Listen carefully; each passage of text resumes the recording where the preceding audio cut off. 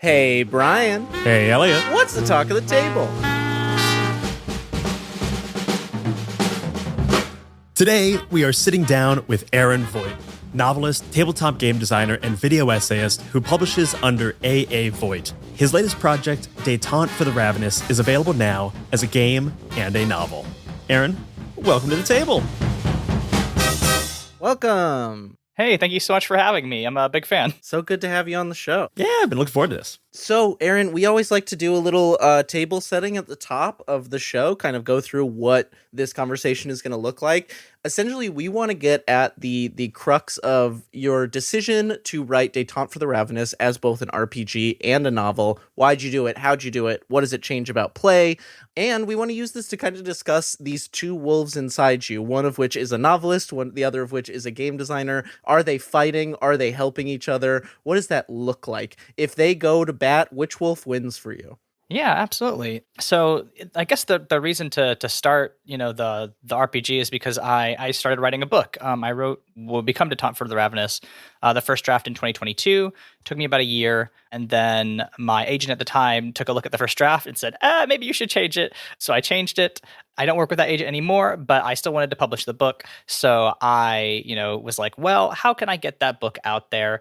I kind of looked at what I had, which, around the same time I started writing the book, I started my YouTube channel. I was like, I guess I have an audience in RPGs. And I was like, well, there's one way to do this, and it's to make a RPG, which I have done. So that's how that all panned out to varying degrees of success. But yeah, that's how it all got started. And as far as the two wolves thing, I broadly consider myself much more of a novelist than a game designer. I've been doing the novelist stuff since 2017, so I guess 7 years at this point. I'm very new to game design. Younger wolf. Yes, a little baby wolf. When we first learned about this game, seeing it as both being a novel and a game, my first thought was oh, that's a little that's strange, that's odd, that's interesting. But then I also remembered that I looked over on my shelf and I saw Die RPG right next to the Die comics, and I'm like, actually, it's not that uncommon. it's just when you see Kieran Gillen do it, you're like, oh, of course. Yeah, listen, I'm not quite Kieran Gillen, but I think, I think it's yet. Yeah, we're getting there one day. Yeah, I think also Erica Chappelle has done a really interesting thing. She wrote Flying Circus, and it has some short fiction based in that universe as well. So I'm definitely inspired by her as well. Hell yeah. Feels like there is a lot of crossover, which we'll get into, I'm sure. But what I want to talk about is actually what you just mentioned, is that you started this game right around the time you started your YouTube channel, where you do, video essays and TTRPG reviews. And I want to kind of dig into this a little bit and ask you, first off, I think that your reviews are a little different from what we might think of as traditional reviews. How would you describe them? Yeah, I definitely started at doing traditional reviews, but they got boring. That's not a slam on any of the games that I've covered. It's just, for me, doing reviews feels a little formulaic, at least being okay, here is, what the game's about. Here are its main mechanics. How does it incentivize play? How do I think it feels, or who is the audience for this? And that was fine for a bit. But as I started to get a little bit more confident, I felt that it might be something that I could, try to do a twist on. And, the video essay as a format has existed on YouTube for, probably a decade at this point, probably more.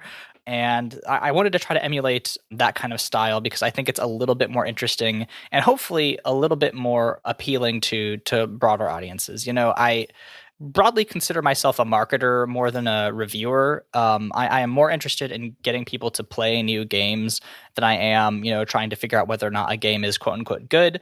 Millions of people every day wake up and decide to play Dungeons and Dragons.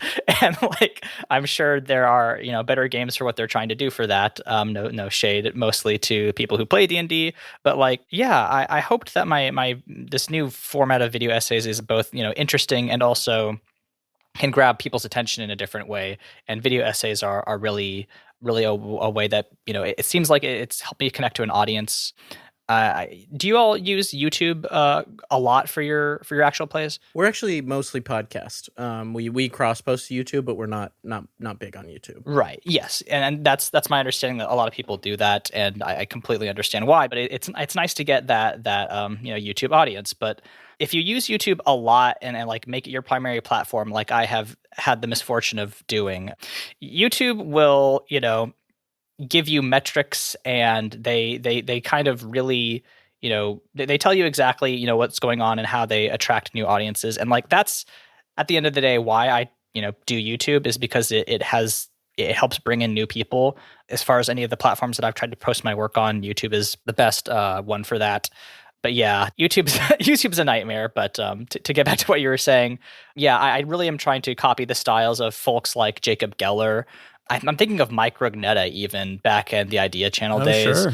He was recently on Jacob Geller's podcast, which is why I'm thinking of that. Love Mike Rugnetta. Yeah, no, really, really sharp guy.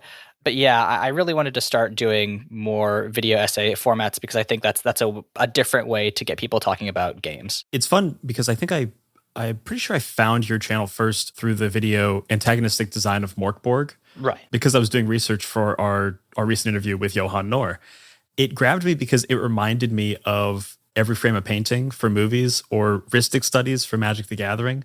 I was like, okay, like I recognized this format, and I like really enjoyed diving into some of the like very specific things that you were calling out, like the design of Morkborg or the secret lore of Wanderhome, things like that. I'm connecting back to we recently talked to Quinns, who launched Quinn's Quest earlier this year, and we talked to Quinns a lot about how the indie TTRPG scene struggles to create the same kind of community sometimes online that the D&D scene does. And I'm thinking back to like when I first got into D&D, you could find hundreds of video essays on like the lore of Vecna or like some obscure lore thing, or like there was one YouTuber who for a while was doing lore of different monsters, and I used to like eat those kinds of videos up. And I think I love what you're doing here because it's like, let's give this popular video essay treatment to these more indie games. Let's create some awareness with a format people know and love, and that works.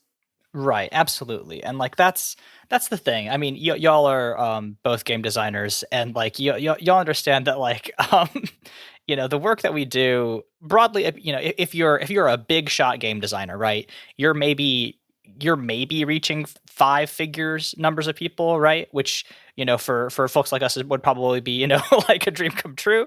But for the vast majority of folks in the RPG scene, I think we are working with like, 2-digit numbers, 1-digit numbers of people who engage with our work.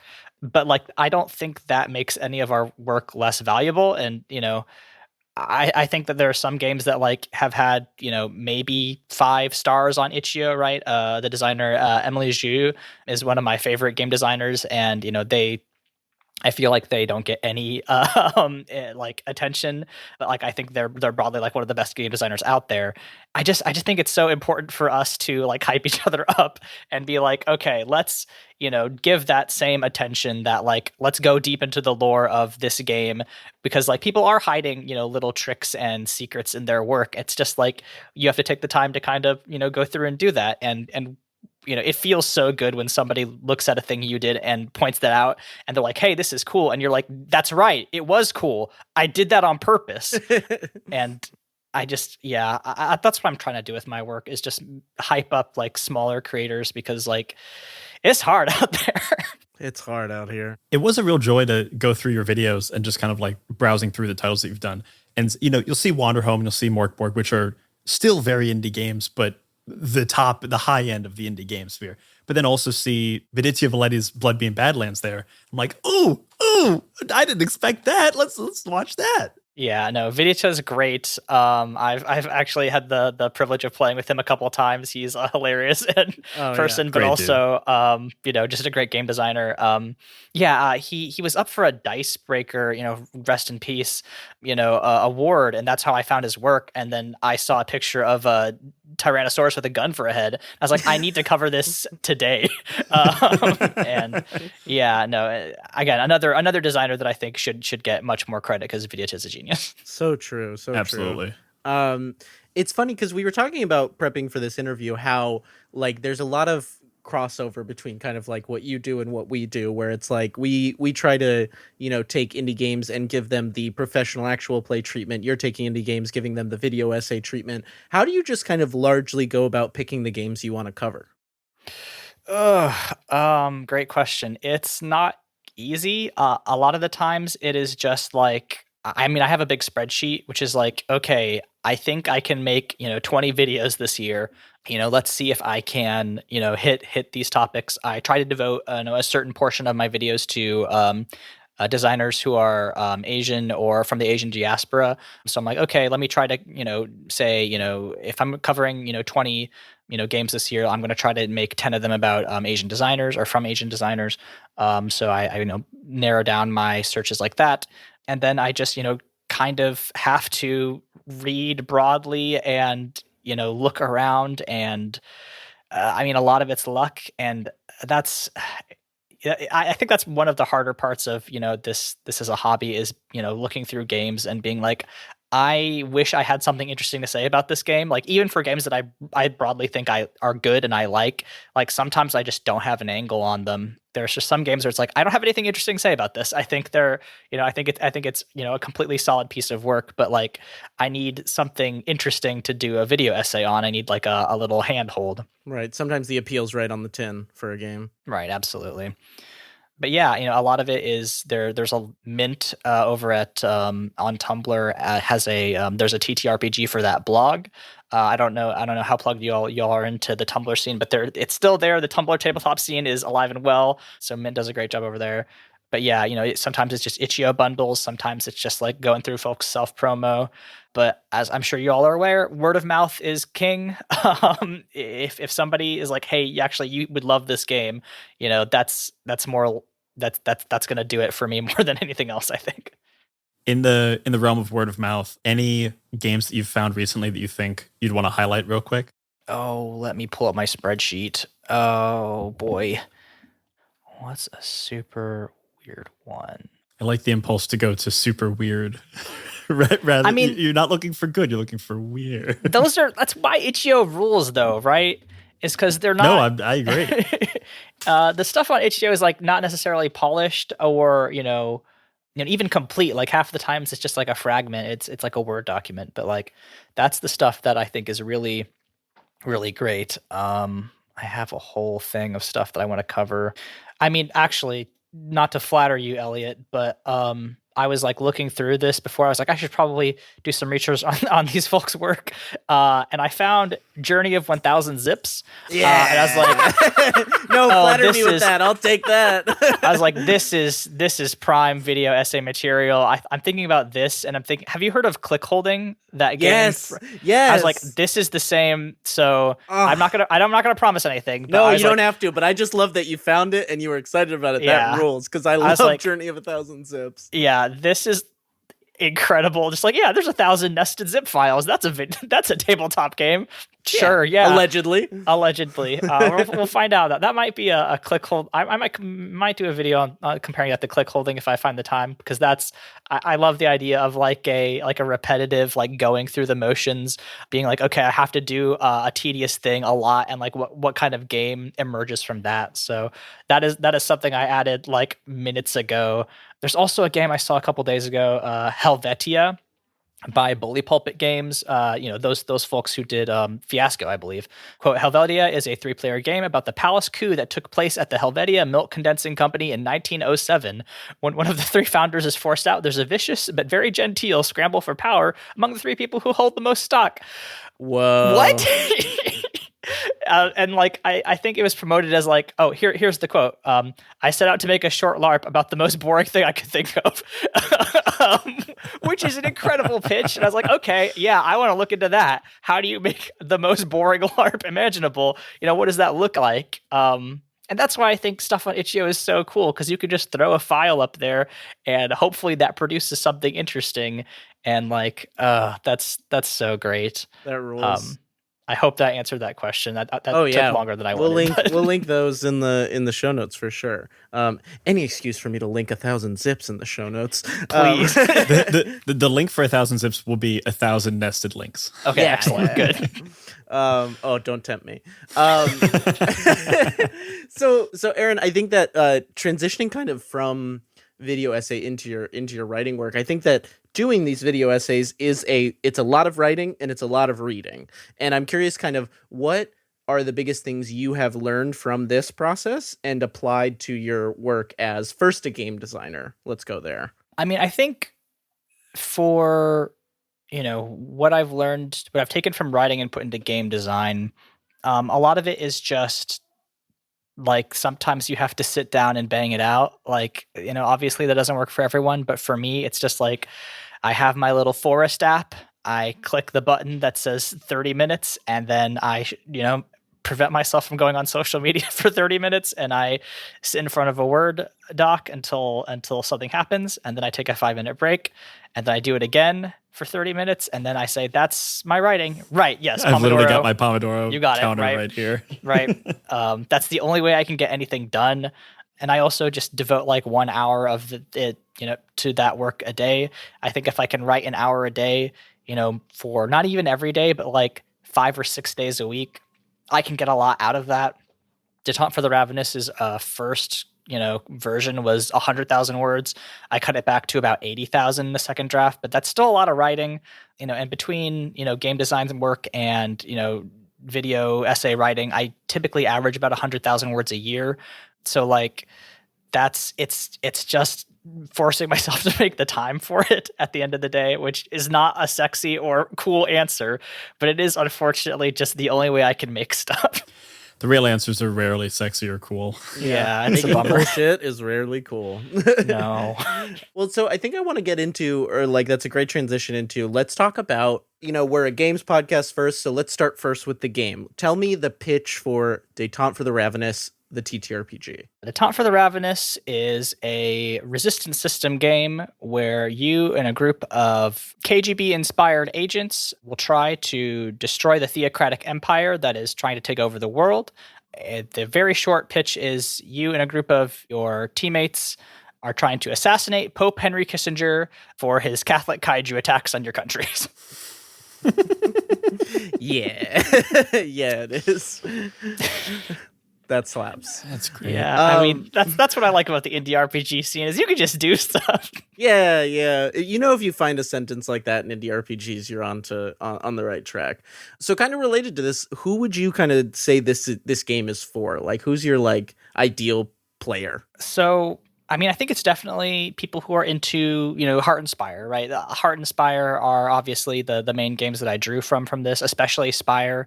I really got into the resistance system when I did my long like lore video about Spire, comparing it to R.F. Kuang's Babel and Arcane History, and like how the dark elves in that society are also doing the work of bringing down empires in the same way that the protagonists of Babel are. So definitely people who are interested in the resistance system. But also people who are like Cold War sickos, like who are into spycraft and all that. I did a lot of like reading about, the various coups that the United States threw from the 50s through the, 80s, which unfortunately does not encompass the entirety of the coups the United States has done.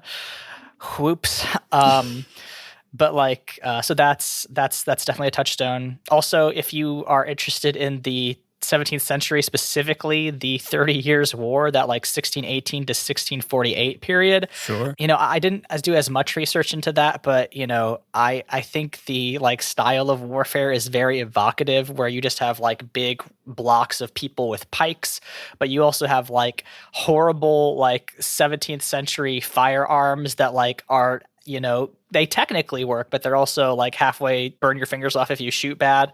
There's people fighting with, big great swords, Zweihanders. There's people who are running up with little swords. Like it's just a wild era of military technology. Those big ugly star forts that are so imposing yet like, effective as opposed to a squared fort. So yeah, like anybody who's interested in that sort of thing, I think you'll find a lot to like in this. Like I truly think this audience is very narrow. I think that this is, I've been thinking a lot about the concept of making art for 30 sickos, and like that's. I don't think this is going to appeal to everyone, but I think there is a very small group of people who'll be like, "Oh, this is my shit." I know I was very influenced by. Oh, and now I'm going to forget the person who wrote it. But there's someone who wrote the idea of like the 1,000 fans theory. And this was really big in like the early aughts. And it's still kind of what Patreon was based around. And the idea that like if you can have 1,000 people who are like gung-ho about your stuff, who are like you are their number one thing, that's enough to make a living. And it's like a really great way to make art and to make things.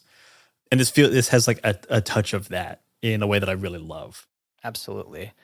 I'm lucky that I do not have to, do this for a living. This is still like just my hobby.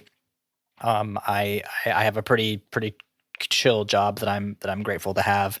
But yeah, I think I do think that it would be very nice if we could all just like, a thousand fans seems right though. It seems like that's the right number of people.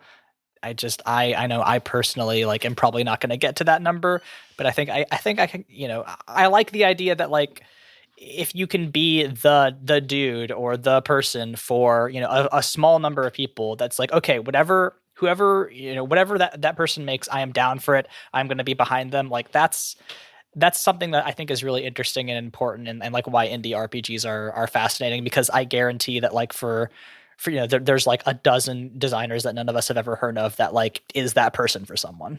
Totally. There's a real sense of community that I think we kind of forget about sometimes when you're in the rush to create things, because you're trying to make sure that you can, get enough money to make more of them and subsist and you live. And I think there's always that element of, I don't know, coming from social media, you like seeing the numbers get bigger and bigger and bigger. Right. But there is something really beautiful about big number good. Big number equal good, low number equal bad. And that's the thing I hate about YouTube so much, is that it gives you little stats that like every 28 days it like kind of updates your stats. So like if you did good, it'll give you a little green arrow. And if you did on average, it'll give you a little green check mark.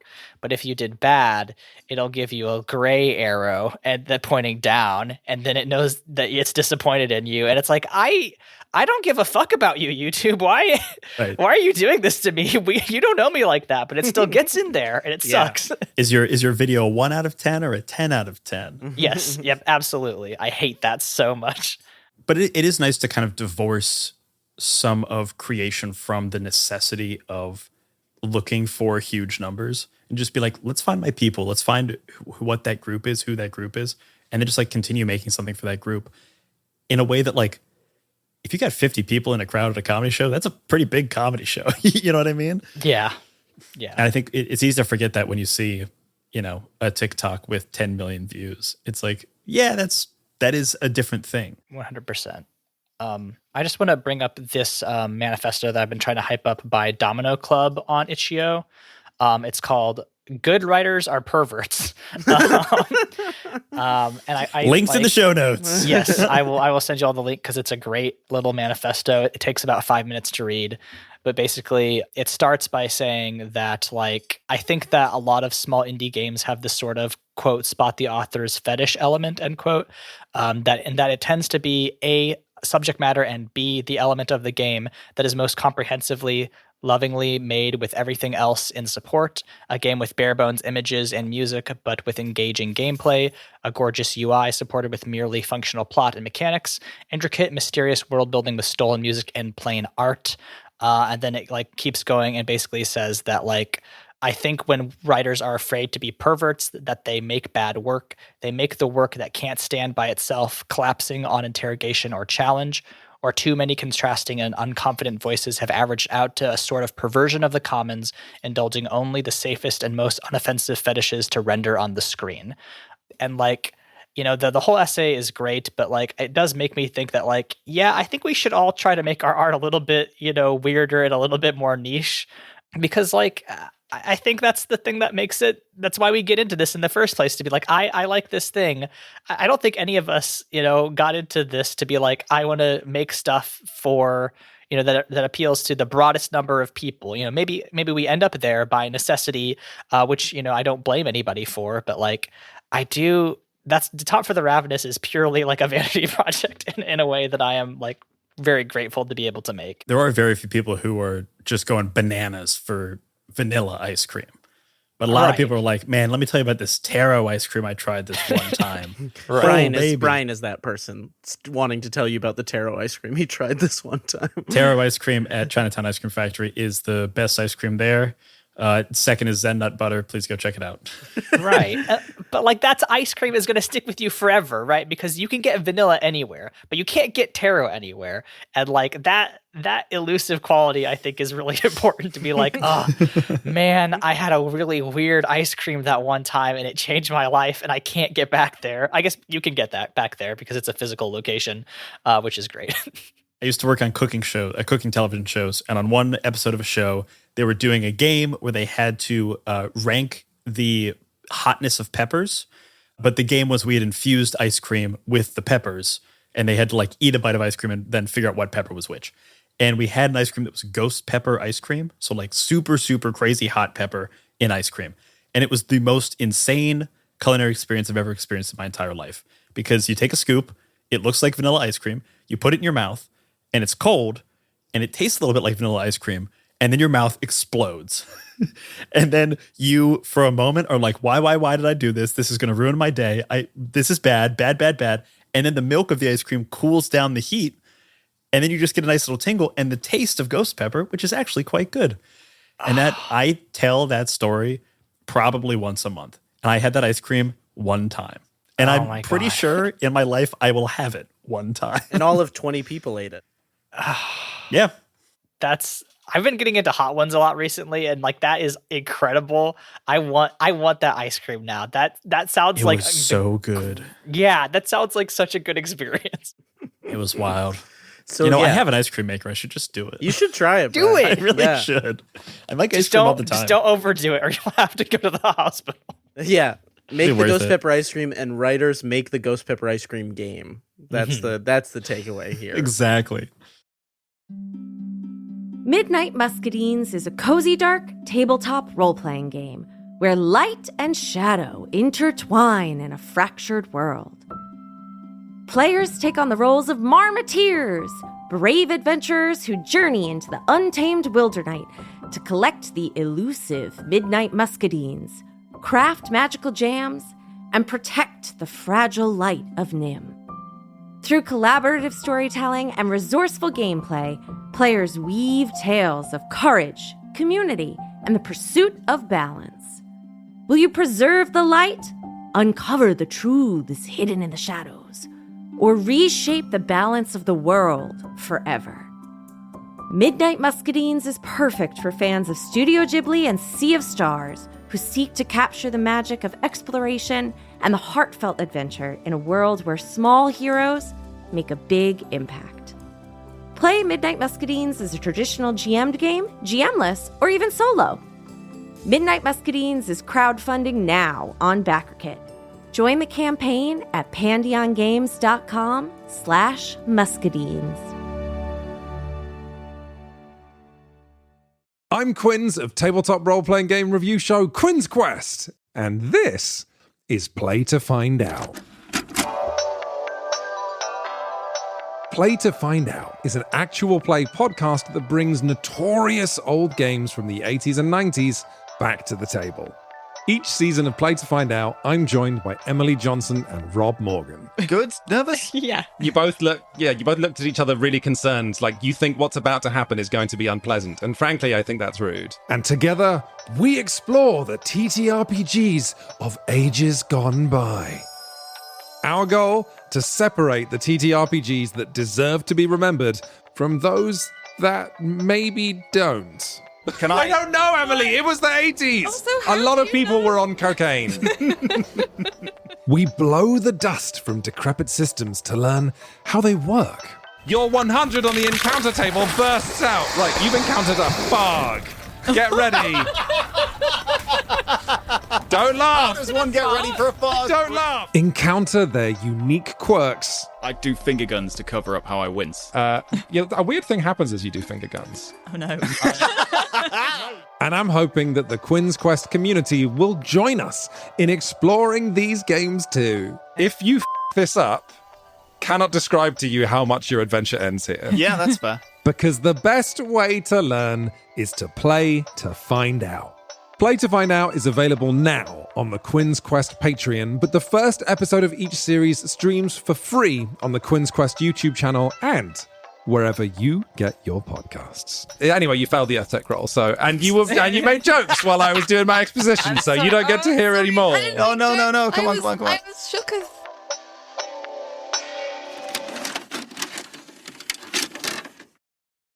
Little bit more stuff I want to talk about in the game itself. Like I love the resistance system. I'm a huge fan of Heart. I've played Spire a little bit less, but I just go bananas for Heart. Why was this the right fit? Why was this like thematically the right mechanic for the kinds of stories you're letting people tell with this game? So I definitely like wanted to explore different systems, but I think it just came down to Spire is already a game about like revolutionary violence, which Détente for the Ravenous, the novel absolutely was. So when I was adapting the novel into the game, I was like, okay, that kind of makes sense. And I also just like how it's got that built-in, like, okay, you can take blood stress or whatever, but you could also take like shadow stress or mind stress, or it's not called social stress, but like, the stress that like indicates, your standing with other people, like in your criminal gangs or whatever. And I really like that idea. I think that's one of the reasons I initially wanted to start getting away from D&D is because it has no way to really like mechanize social consequences. And I really like the fallouts that you can get, if you're trying to mechanize social consequences, to be like, oh yeah, you made, an enemy of the wrong group, and now you are shunned and like you can't buy stuff somewhere, or like you're getting followed now because like you pissed off the mafia or something. So that's why the resistance system worked. Just like it just fit perfectly. I had also just done 2 very long video essays about Heart and Spire, so I think it was also just on my mind. I was like, this will probably work. It's a cool system. I'm curious, what's your favorite Fallout that you've written for Détente? The name Ravenous comes from the fact that there's like the Catholic Kaiju. So one of the worst ones is where you get turned into a Catholic Kaiju and you lose control of your character and you probably kill everybody in your team on accident. So that's great. All right. It feels like we have to take a small pause and really dig into the phrase Catholic Kaiju. Oh, word.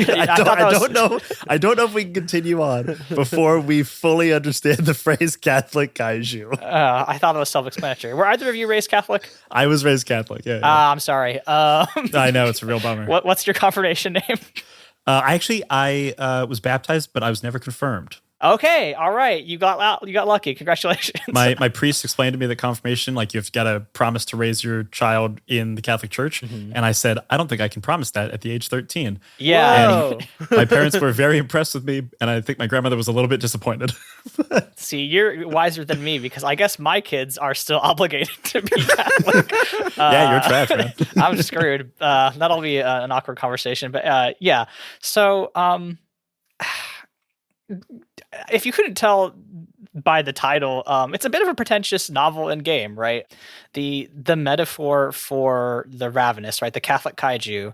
I wanted it to be like a way that, I just like big monsters. I think they're neat. But like, I wanted to talk about the ways in which like, religion can both make people into monsters. Specifically, I'm thinking about the ways that like, the Catholic Church has been weirdly pro-civil rights vis-a-vis biracial and the mixed marriages as far as race goes. I'm a biracial person, so like that's been important to me. Growing up, my parents were both Catholic, but from different parts of the world. But then like have not been so chill about gay rights, which I couldn't square super good, and eventually was the main reason I'm no longer Catholic. But like so like that in that way, where religion tells you that somebody's behavior is monstrous, right? But then also the ways in which like we are turned into monsters by the state that we live in, right? I think are you all based in New York? Mm-hmm. Right. Okay. So I'm based in Illinois. So we all pay taxes to the United States government, which does make us in a teensy little bit. We're all a little bit murderers, which I don't love. If I'm being completely honest, I'm not thrilled about that. I wish that were not the case. And like, I don't think most of us probably did not opt into that. We didn't, when we were born, sign something that was like, I'm actually cool if like, 10% of my, actually it's probably closer to like 30% of my income is going to be used for like explosives. I think there's always going to be conflict in the world, but like, I don't love that I am going to be directly responsible or indirectly responsible for, a state that wants to shape that conflict to its own ends, and in the results, hurt a lot of people. And that's when I'm talking about the coups, right?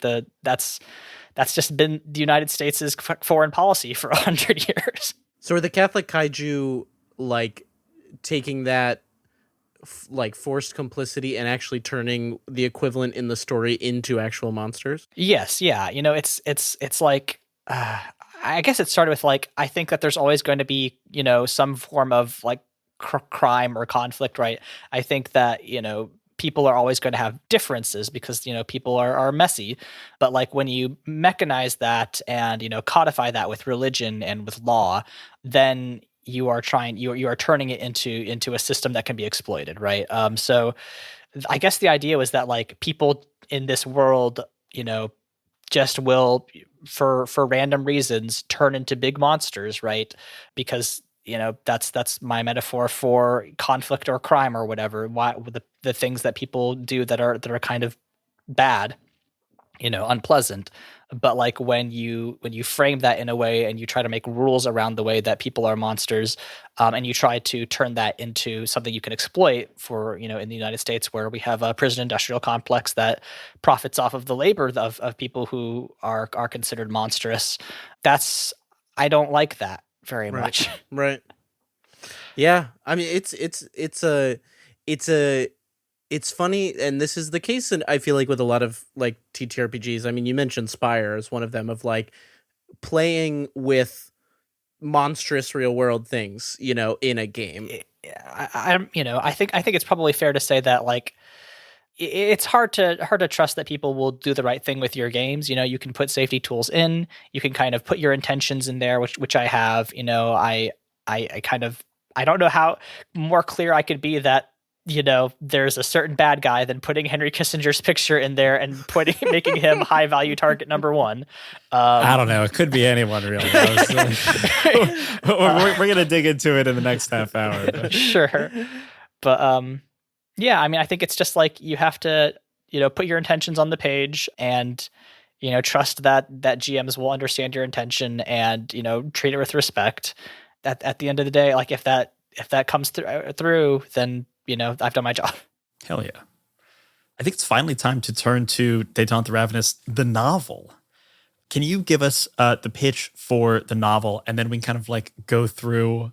I want to learn a bit more about the novel, but also like how it became this game as well. Yeah, absolutely. So the pitch for the novel is much the same as the game.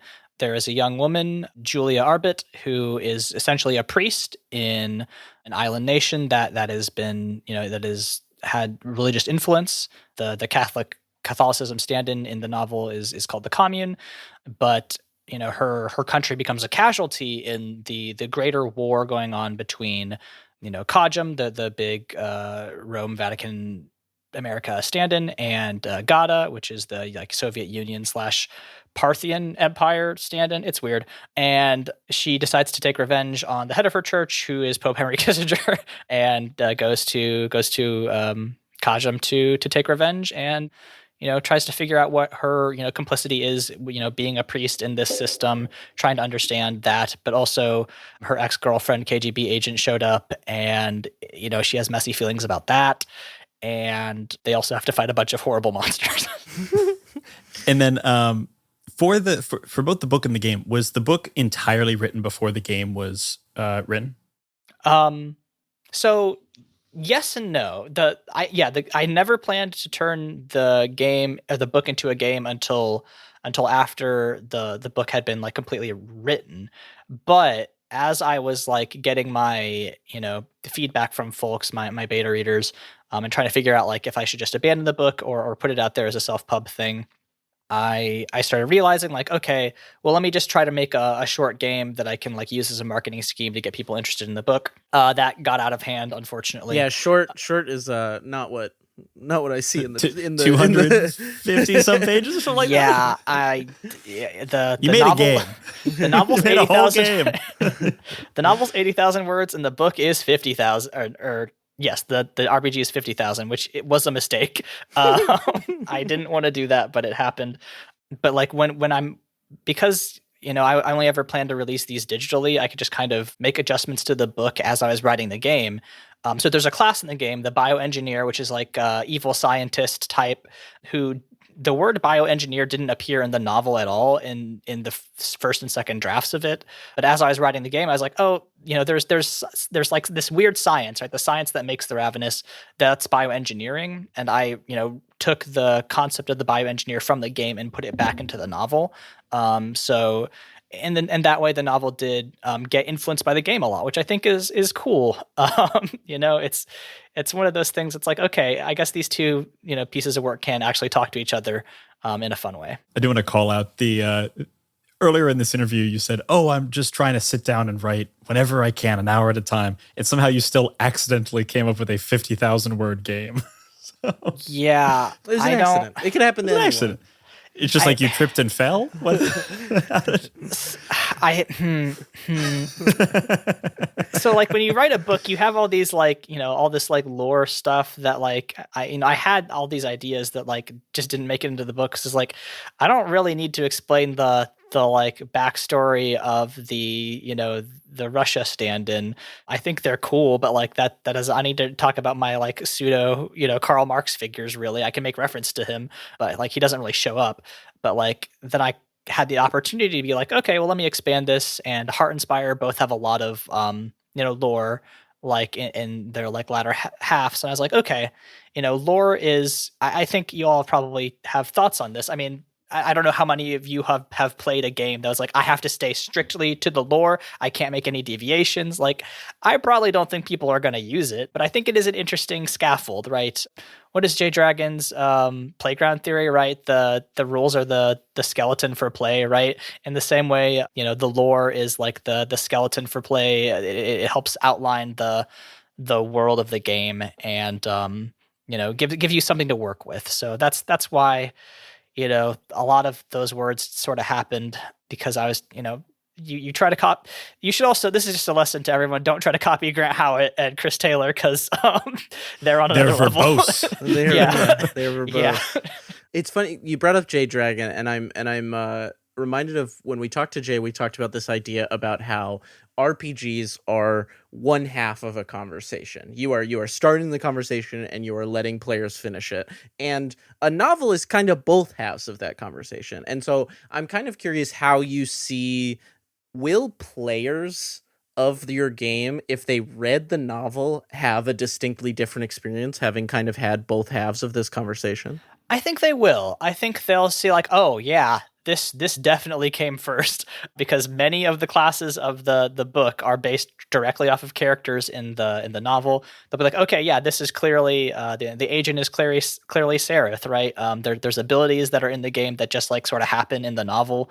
They'll see like brief references to the Ravenous, and they can look at the stat blocks and be like, oh, this guy wrote a whole stat block for this monster that like you can see how it plays out in the novel, and then compare it to the game and be like, oh, okay, so that's why he gave it 200 resistance, because it's not intended to be killed, because in the novel it's like, oh yeah, I can't kill this thing.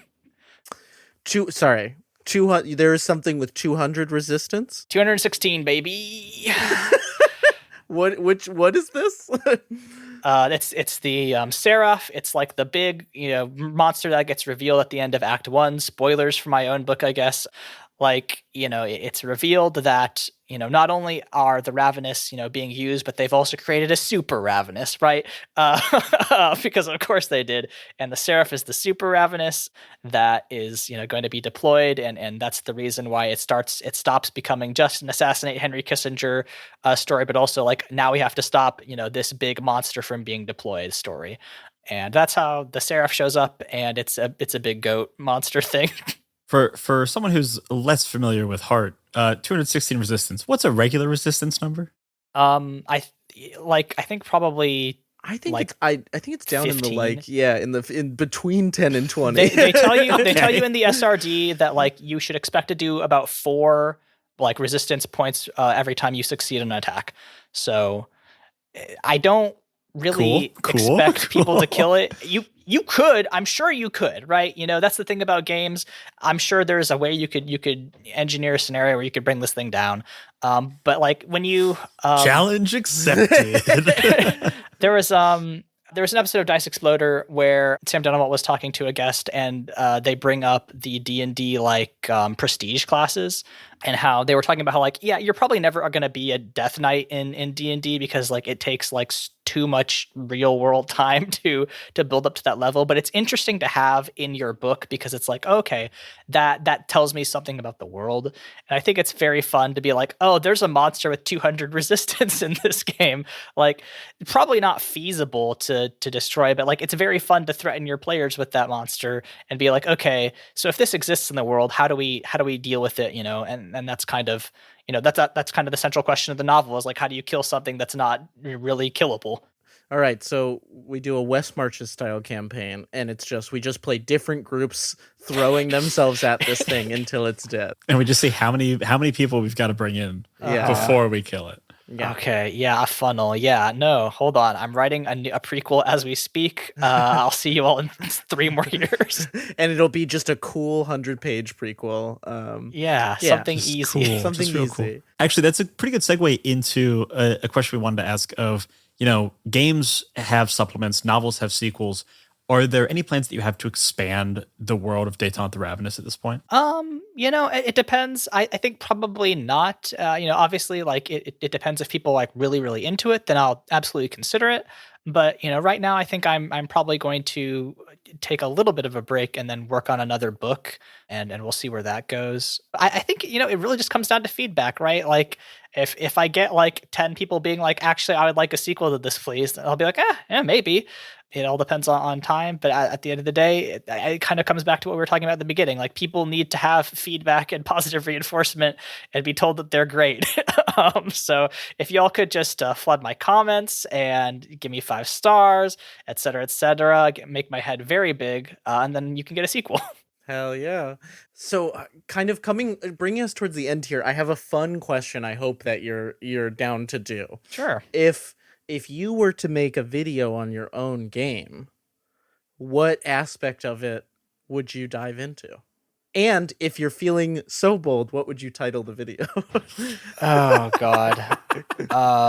We do games on this podcast. Oh, I mean, unfortunately, I think it'd be very similar to something I did with Kevin Tien Vulong Nguyen, which is, you know, just take a look at the history behind Détente for the Ravenous, which is, you know, with Kevin's books, Before the Boats and They Took Our War, he borrowed a lot from the Ken Burns documentary about Vietnam, and I, you know, looked into the history behind that.